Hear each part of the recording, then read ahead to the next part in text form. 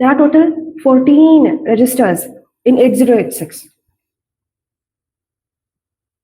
These 4 are general purpose registers. These 4, it include the pointer and index register. Then we have an instruction pointer that will point to the next instruction. You have the status flags, or you can say flag register. And then we have the segment registers.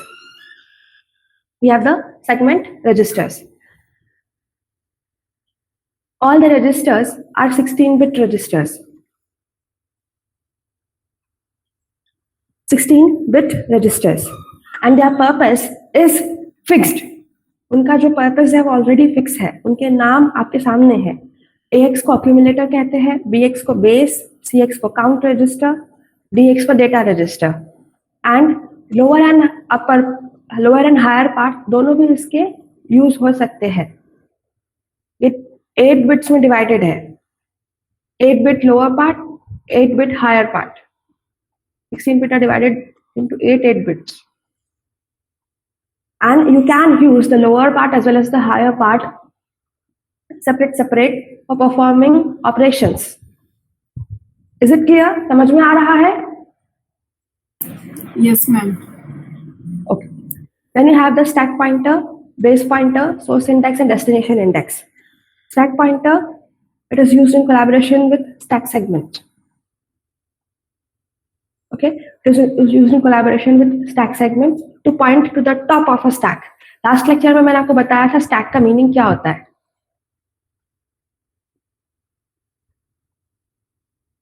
Stack is, you can say, a storage area.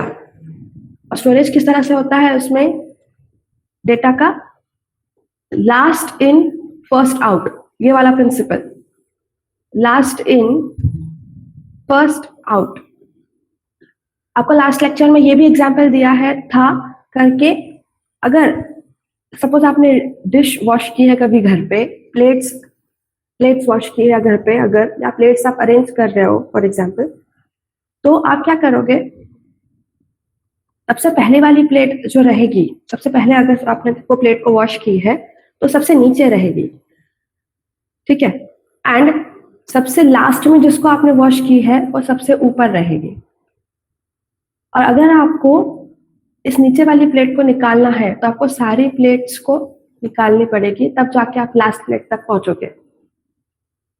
So it is last in first out principle और first in last out principle is one and the same thing.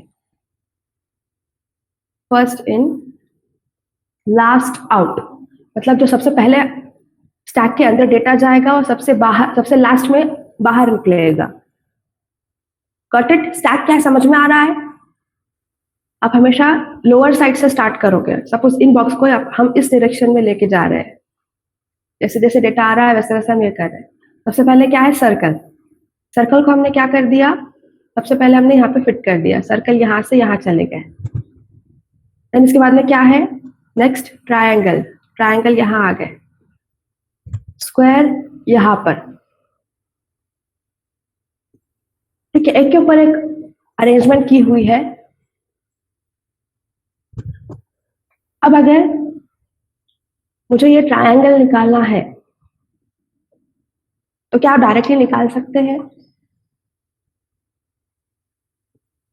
क्योंकि arrangement एक के ऊपर एक की हुई है, क्या आप डायरेक्टली निकाल सकते हैं ट्रायंगल को? No, ma'am. No, ma'am. because it is in between. And जब तक आप सबसे लास्ट जो एंटर हुआ है सबसे पहले उसको आप बाहर निकालोगे. अगर आपको इसको स्टैक को अगर एक्सेस करना है, अगर आपको यूज करना है, तो सबसे आखिर में जिसको आपने इस स्टैक में डाला है सबसे पहले आप उसको बाहर निकालोगे. फिर उसके बाद सेकंड नंबर का आएगा, एंड फिर उसके बाद जो सबसे पहले अंदर गया था वो आएगा.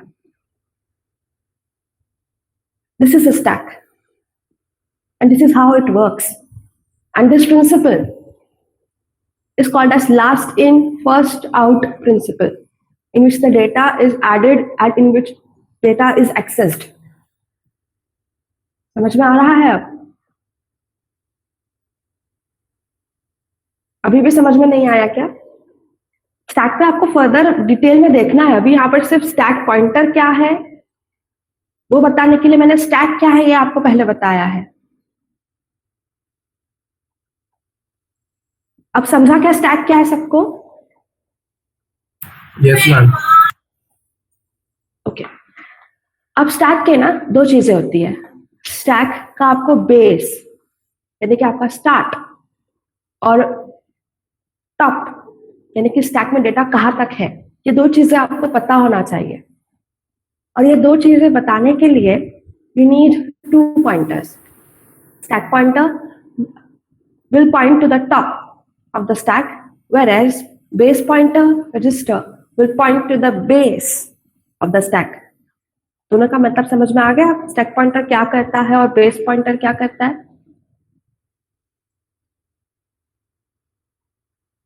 Yes ma'am. Okay. Now, source index and destination index registers. Source index मतलब सोर्स क्या है उसका इंडेक्स करने के लिए ऐसा है ये इंडेक्स रजिस्टर यूज होता है। डेस्टिनेशन इंडेक्स मींस डेटा को कहाँ पे आपको लेकर जाना है, डेस्टिनेशन नाम ही है, source index and destination index. Okay, इसका डिटेल हम देखेंगे फर्दर, अभी इतना ही नाम समझ लीजिए। अगर आपको वर्ड्स का मीनिंग समझ में आता है देन आप उसकी वर्किंग और उसका यूटिलाइजेशन कहाँ पर होता है वो आपको इजीली समझ में आ जाएगा। Focus on the names, try to understand the meaning of the words. It will be easy for you to remember, it will be easy for you to understand them. Okay, then you have instruction pointer. Instruction pointer ये आने वाली instruction यानी कि next instruction को store करेगा। then you have flag register और status flags. Flags भी ना दो पार्ट में डिवाइडेड है, लोअर एंड हायर, इसका भी डिटेल हम देखेंगे। then you have segment registers, 4 segment registers है। हमने प्रीवियसली देखा है कि आपकी जो मेमोरी है वो 1 MB memory it is provided, but 1 MB memory में से not all 1 MB memory you can access.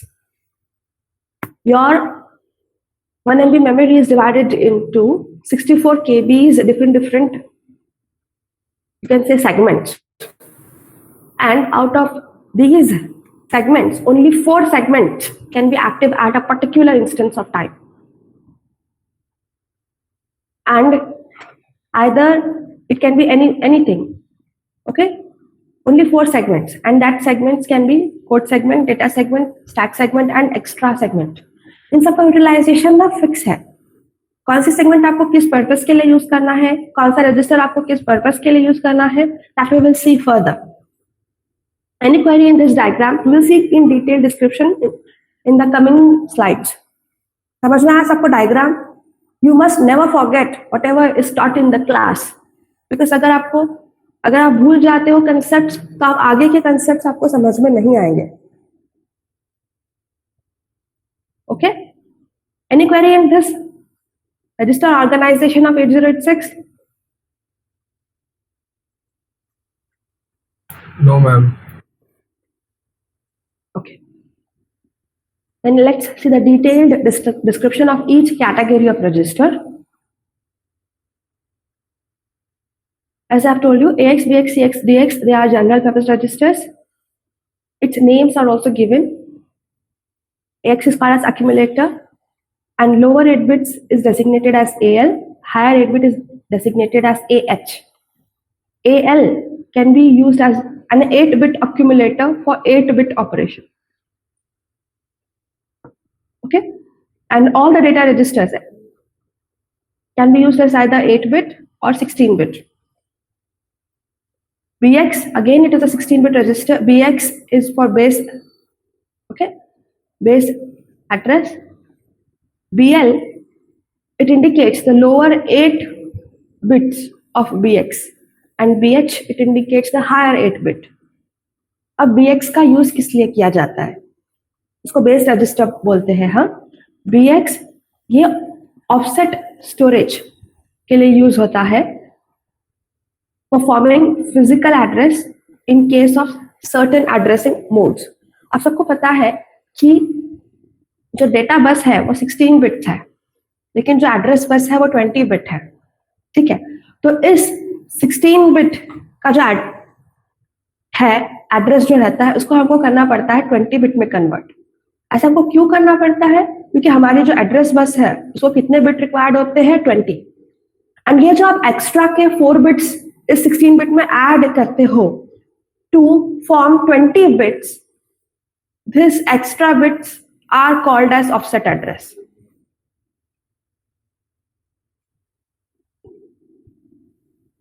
समझ में आ रहा है ऑफसेट क्या होता है? समझ में आ रहा है सबको ऑफसेट इस वर्ड का मीनिंग क्या होता है? Yes, ma'am. Okay.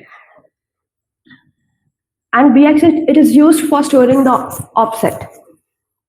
Okay, while we create 20-bit physical address in case of certain addressing modes. Addressing modes means the different kinds of ways in which the address can be created. Address 20 bit ही रहेगा, लेकिन आप कौन सा register use कर रहे हो, कैसे यूज कर रहे हो, उसके अकॉर्डिंग उस एड्रेस को कैलकुलेट करने का जो वे है, ओके, इट इज डिफरेंट। अलग अलग मोड है उसमें, यू विल सी फर्दर। अब रजिस्टर CX जो है it is use for default counter in case of string and loop instructions. आप सबको पता है स्ट्रिंग क्या होता है एंड लूप क्या होता है, ऑल ऑफ यू नो। तो कंसेप्ट आपने प्रीवियस ईयर में पढ़ा है, वही कंसेप्ट यहाँ पर जनरलाइज कंसेप्ट एक्चुअली है, बस यहाँ पर प्रोग्रामिंग लैंग्वेज डिफर हो जाएगी। Okay, string it is a collection of what is a string? C में स्ट्रिंग का डेफिनेशन क्या है? Character array. Okay, you can say a character array or a collection of Characters. ठीक है, तो यहाँ पर वही चीज है। और लूप, अगर आपको एक चीज को मल्टीपल टाइम्स रिपीट करना है क्या हो जाएगा? वो लूप में रहेगा। तो ये सारी चीजें के लिए आपको काउंट मेंटेन करना नेसेसरी होता है। ओके, एंड काउंट को स्टोर करने के लिए you will need the counter register and CX act as a counter और count register. Got it?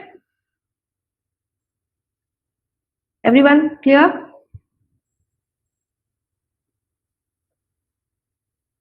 Yes, ma'am.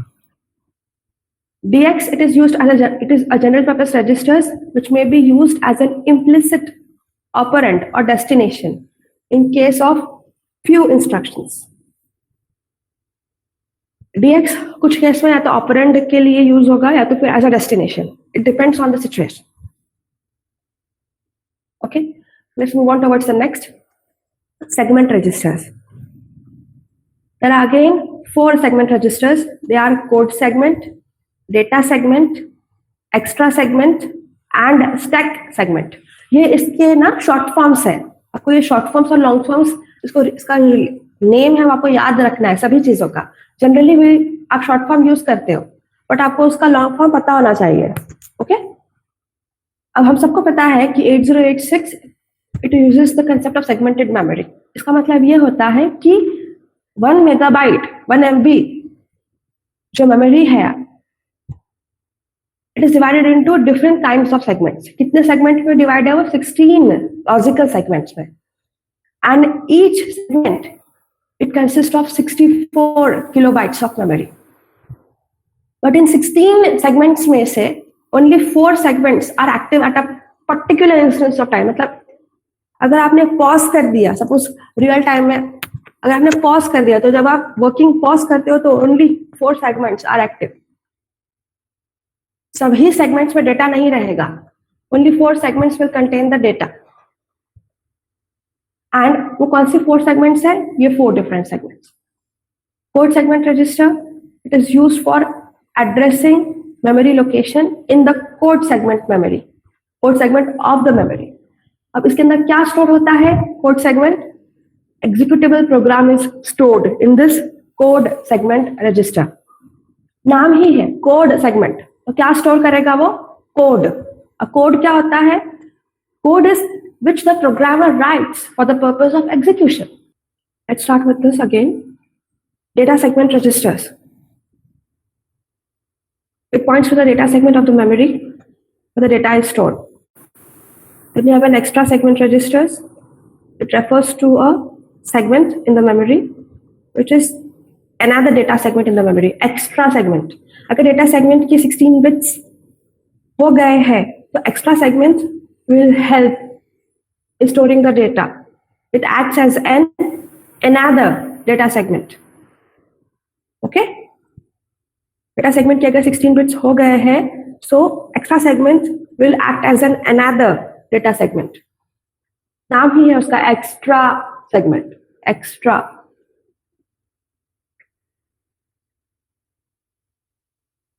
And then you have the stack segment register. It is used for addressing stack segment of the memory. And what is a stack segment?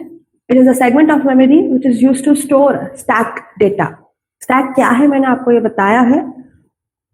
उसका data store करने के लिए use किया जाता है stack segment का. Okay. And memory में कोई भी एड्रेस लोकेशन को एक्सेस करने के लिए you need to calculate the physical address from two different parts. Physical address, it is of 20 bits, is equal to segment address, it is of 16 bits, plus offset address, remaining 4 bits. Okay? समझ में आ रहा है किस तरह से physical address का generation होता है? Yes, ma'am. Okay.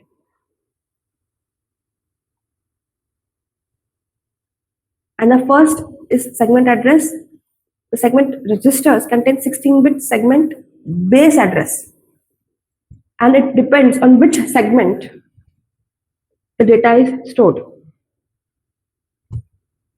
Okay, and the second part is the offset value in that particular segment. जो segment आप use कर रहे हो segment register के लिए उसी segment में offset value हो. And what is an offset? It usually denotes the number of address locations added to a base address in order to get a specific absolute address. That means 16-bit address में traditional हम value add करते हैं 20-bit address generate करने के लिए, उसको बोला जाता है offset address. Any query in this slide?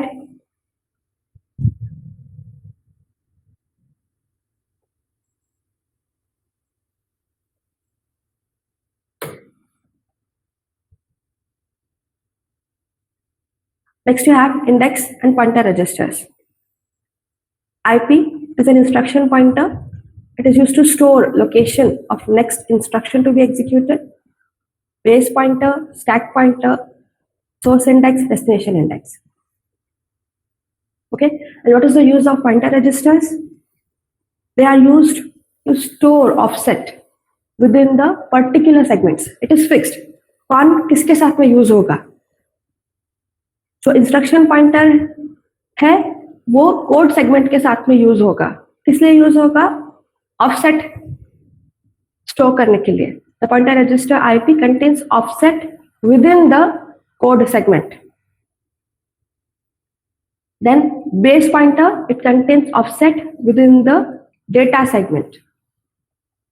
And stack pointer, it contains offset within the stack segment. Okay, stack pointer, base pointer, instruction pointer. IP will be used with code segment. BP will be used, that is base pointer register, will be used with data segment, and stack pointer register will be used with stack segment. अब index registers का क्या work है? Index registers, they are used as general purpose registers as well as for offset storage in case of the indexed, base indexed, and the relative based indexed addressing modes. थोड़ी देर पहले addressing mode ये word आया था. At that time I have told you that addressing modes are different ways of addressing. उसमें से ये 3 names है: indexed, base indexed, and relative base indexed. तो इन 3 ही मोड में जो इंडेक्स रजिस्टर्स है वो यूज होते हैं ऑफसेट स्टोर करने के लिए. इसके अलावा they are used as general purpose registers. We will see exact working of these registers further. अभी सिर्फ आप उसके नाम और मीनिंग समझ लीजिए. Exact application we will see as we move further in our syllabus. Now we have the register SI. SI, that is source index. It is used to store offset of source data in data segment.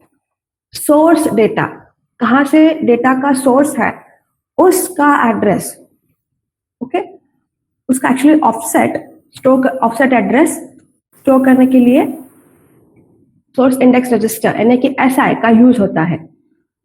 And register destination DI, this is destination index. It is used to store offset of destination. देखो यहाँ पे source है, यहाँ पर destination है. इन data और extra segment, in data or extra segment. Remember that extra segment works as an additional data segment. ठीक है, तो DI को आप डेटा सेगमेंट या तो फिर एक्स्ट्रा सेगमेंट के साथ यूज कर सकते हैं. किस लिए यूज कर सकते हैं? डेस्टिनेशन का ऑफसेट एड्रेस स्टोर करने के लिए. Okay, and the index registers, they are particularly used for string manipulation. String अगर आप यूज करते हो तो उसमें चेंज करने के लिए इसका यूज होता है. Any query in this slide? No, ma'am. No, ma'am. Okay. Now next we have the flag register and its functions. Flag register or status register. Flags, इनका काम होता है पर्टिकुलर सिचुएशन में सेट एंड रीसेट होना. It depends on the situations. Okay, and 8086 it contains a 16-bit flag register. It is used to the 8086 flag register contains, it indicates the result of computation in the ALU, arithmetic and logic unit. Okay, तो जो भी changes यहाँ ALU में होते हैं that are reflected in 8086 flag register. इसमें ये mathematical logical operations के साथ साथ कुछ बिट्स जो है they are used to control the CPU operations. उनको कंट्रोल बिट कहा जाता है. And the 16-bit flag register, it is divided into two parts. First part is condition code or status flags. Then you have machine control flags. Two parts it is divided. The condition code flag register, it is the lower byte of the 16-bit flag register. इसका description हम next slide में देखेंगे. Diagram है complete. It will be easy for you to understand. Lower part इसको बोला जाता है condition code flag register और status flags. The control flag register is the higher byte of the flag register and it contains 3 flags. Names are direction flag, उसका D करके हम उसको use करते हैं. इंटरप्ट फ्लैग I, ट्रैप के लिए T use करते हैं. This is the complete diagram of the flag register. Take the screenshot of this.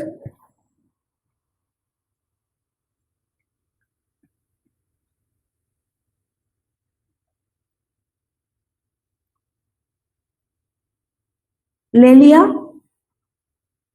Yes, ma'am. Yes, ma'am. Very, very important. Yes, ma'am. Okay.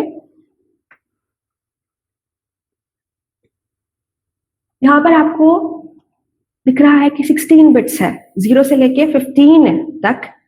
जो lower part है 0 से लेके 7 तक, उनको क्या बोला जाता है? क्या बोला जाता है? Status bits. अभी देखा है ना, इनको बोला जाता है कंडीशन कोड या तो फिर स्टेटस फ्लैग। और जो हायर 8 बिट्स है वो है कंट्रोल फ्लैग रजिस्टर। ठीक है, ये लोअर ये हायर।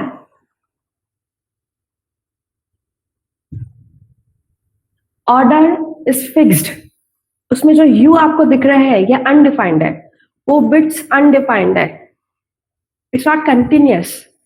रिमेंबर, जो जीरो बिट है it is carry flag. Carry flag कब सेट होगा? ओके, जब कैरी आउट होगा ऑफ एमएसबी। आपको पता है कैरी कब होता है? एडिशन करते वक्त कैरी होता है। सपोज आप यहां पर 9 + 1 करेंगे तो क्या होगा?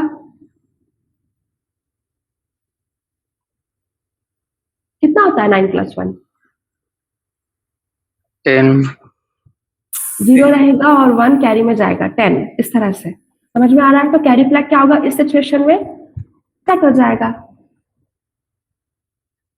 समझ में आ रहा है? Yes, ma'am.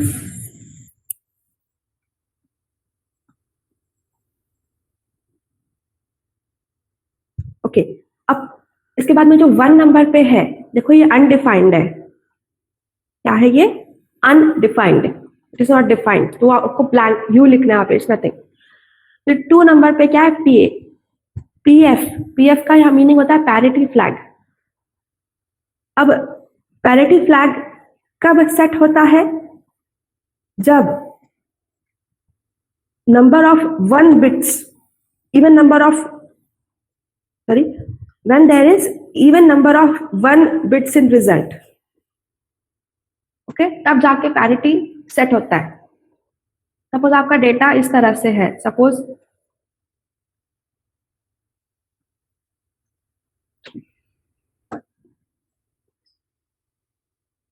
सेवन, इसमें 1 कितने हैं इस डाटा में?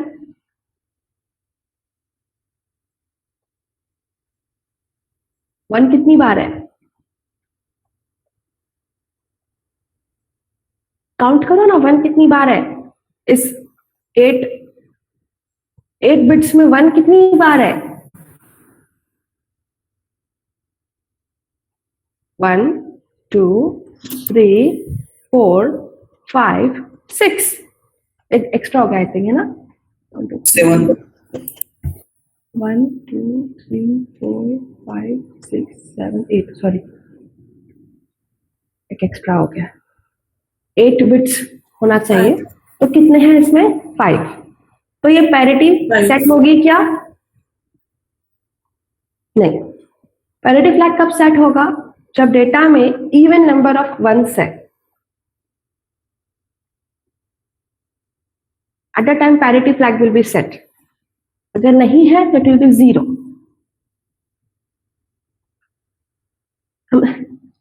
अभी नाम याद कर लीजिए, पोजीशन याद कर लीजिए, एग्जैक्ट वर्किंग नेक्स्ट स्लाइड में फिर और देखेंगे। देन फिर ऑक्सिलरी, फिर थर्ड बिट जो है it is again undefined. Third bit is undefined, remember, be careful. अगर आपने पोजीशन चेंज कर दी, 6 का 7 7 का 6 कर दिया, तो it is meaningless. Okay, then you have third is undefined. Fourth, AF. AF means auxiliary carry flag. ये भी एक तरह का कैरी फ्लैग दिखाता है, लेकिन कौन से नंबर सिस्टम है? Binary coded decimal. अब बाइनरी कोडेड डेसिमल ये क्या है, ये हम देखेंगे फर्दर। तब ये उस केस में ऑक्सिलरी कैरी फ्लैग जनरेट होता है। देन फिर 5th बिट जो है यह अनडिफाइंड है। 6th बिट जो है ZF means zero flag. Zero flag का सेट होगा जब रिजल्ट जो रहेगा कैलकुलेशन का 0 रहेगा। 7th is SF is sign flag. Sign 2 रहेगी, पॉजिटिव या नेगेटिव। ओके, और या तो फिर ऐसा भी हो सकता है MSB अगर 1 है एंड 0 है, तो it depends on that. Then you have trap flag, TF. Single step हम देखेंगे क्या है नेक्स्ट स्लाइड में. IF is interrupt enable flag. DF is direction flag for string instruction, and OF is overflow flag. And 12, 13, 14 and 15 bits, they are undefined. देखिए 16 bit में से कितने undefined है, काउंट करिए.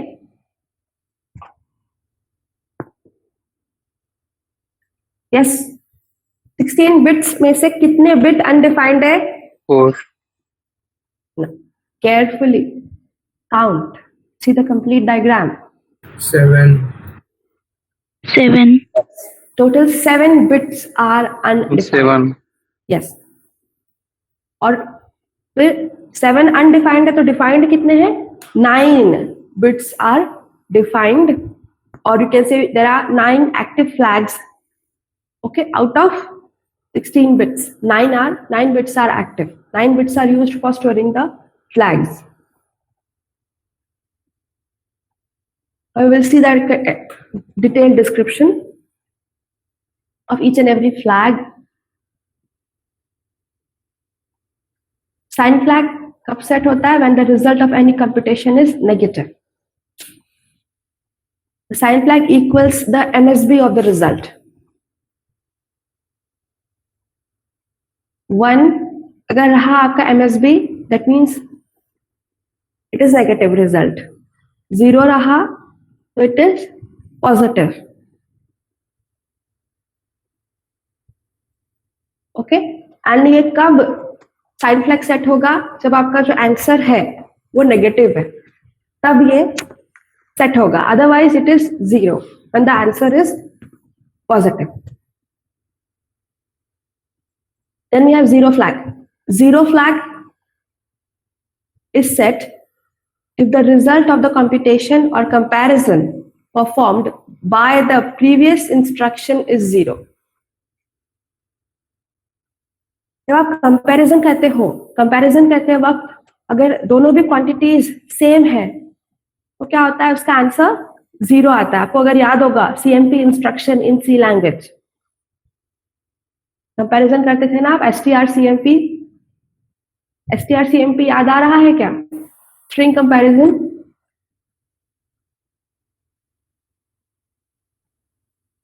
याद है किसी को?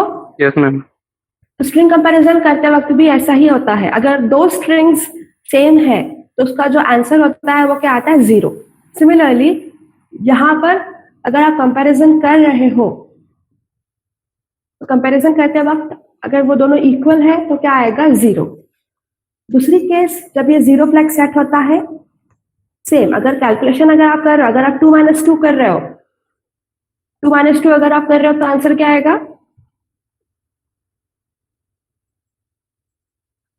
हाँ, 2 - 2 अगर आप कर रहे हो तो आंसर क्या आएगा? 0. तो इस केस में भी क्या होगा? 0 फ्लैग सेट हो जाएगा. इस केस में क्या हो जाएगा? 0 फ्लैग सेट हो जाएगा. Then you have parity flags. And parity flag कब सेट होगा यहाँ पर? जब lower byte of the result contains an even number of ones. यहाँ पे और डिटेल में एक्सप्लेन किया हुआ है.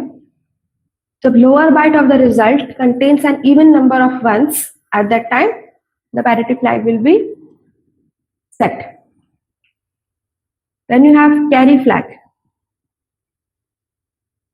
Carry flag, it is set when the carry out of MSB in case of addition or a borrow in case of subtraction. दोनों cases में यहाँ पर ये सेट होगा. Then you have auxiliary carry. It is set if there is carry from lowest nibble, that is bit 3 during addition, or borrow for the lowest nibble, that is bit 3 during subtraction. Nibble क्या होता है? Anybody?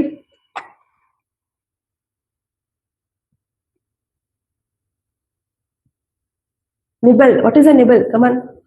पहली बार नहीं सुन रहे हो आप ये. जब स्टार्ट किया था तब भी आपको पढ़ाया था और फर्स्ट ईयर में भी आप पढ़ चुके हो. निबल क्या होता है? कमान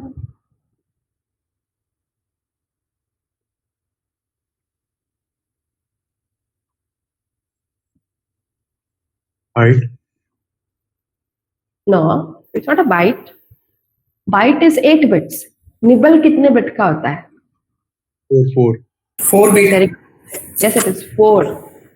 So auxiliary carry flag, yes, it's 4. Auxiliary carry flag कब होगा set? Suppose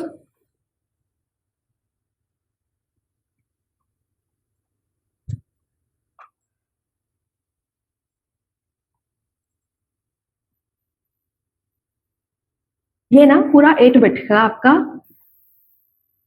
सपोज नंबर है, तो ये हो गया आपका फर्स्ट निबल, लोअर निबल, ये हो गया आपका हायर निबल, 4 बिट्स. जब कैरी लोअर निबल से हायर निबल में जाएगी, from lowest, okay, not lower, from lowest nibble to higher, that means from bit 3, समझ में? From bit 3, bit 3 कौन सी है? ये 0 1 2 3, this is the third bit. यहां से अगर कैरी जा रही है, at that time auxiliary carry flag will be set. ये होगा फर्स्ट केस. दूसरा केस, जब इस लोअर निबल में जो थर्ड बिट है इसको हायर से बोरो आ रहा है, at that time also auxiliary carry flag will be set. Got it everyone? Yes, ma'am. Okay. Then you have the overflow flag. नाम ही है उसका overflow. If overflow occurs, that is if result of signed operation is large enough to accommodate in a destination register. आपको पता है signed operation और unsigned operation क्या होता है? साइंड में पॉजिटिव नेगेटिव दोनों आ जाएंगे, अनसाइंड कहा तो सिर्फ पॉजिटिव रहेगा. Okay. If the result is more than 7 bits in size in case of 8-bit signed operation and more than 15 bits in case of 16-bit signed operation, then the overflow flag will be set. समझ में आ रहा है? आप सबको अगर ध्यान होगा, signed operation में जो MSB है, it will always store the size. Sorry, it will always store the sign. It will always store the sign. 1 bit sign के लिए रिजर्व रहता है 8 बिट में से in case of 8 bit signed operation, and 16 bit sign के लिए भी 1 bit जो है, तो 15 बिट ही आप यूज कर सकते हो. तब अगर 8 बिट साइंड ऑपरेशन के लिए 7 बिट से ज्यादा है तब ओवरफ्लो फ्लैग सेट होगा, एंड अगर 15 बिट से ज्यादा है 16 बिट के केस में तब ओवरफ्लो फ्लैग सेट होगा. Is it clear? Yes, ma'am. Then you have trap flag. Why it is used? It is set when the processor enters the single step execution mode. Okay? With the one at a time and one step at a time, and the processor executes current instruction and the control is transferred to the trap interrupt service routine. Do we see the application further? तो समझ लीजिए कि processor single step execution, मतलब जो instruction उसके पास में है उसको एग्जीक्यूट करना है उसको, एंड कंट्रोल को ट्रैप इंटरप्ट सर्विस रूटीन पे फिर ट्रांसफर करना है. If this is set, interrupt service routine, it is return for an interrupt. Interrupt होने के बाद में क्या करना है, that is interrupt service routine. An interrupt flag. If this flag is set, the maskable interrupts are recognized by the CPU. Otherwise, they are ignored. Maskable interrupts. जिनका priority के according हम working कर सकते हैं. Maskable interrupts. Actually, it's one word. Then you have direction flag. String manipulation instruction है. If this is set to 0, the string is processed beginning from the lowest address to the highest address. That is auto incrementing mode. Otherwise, the string is processed from the highest address to the lowest address. That is auto decrementing mode. समझ में आ गया आपको? auto increment, auto decrement क्या होता है? Increment means increasing order. Decrement means decreasing order. Okay? And string में at one time आप एक bit, फिर दूसरी bit, फिर third bit, इस तरह से आप access करते हो. अगर ये 0 है डायरेक्शन फ्लैग स्ट्रिंग इंस्ट्रक्शन में, तो क्या होगा? वो लोएस्ट एड्रेस से हाईएस्ट एड्रेस की तरफ जाएगा, यानी कि इंक्रीमेंटिंग मोड में. अगर ये 1 है, मतलब अगर ये सेट है, तो क्या होगा? वो हाईएस्ट एड्रेस से लोएस्ट एड्रेस की तरफ जाएगा. That is decrementing mode. Direction बताता है. Any query? No, ma'am.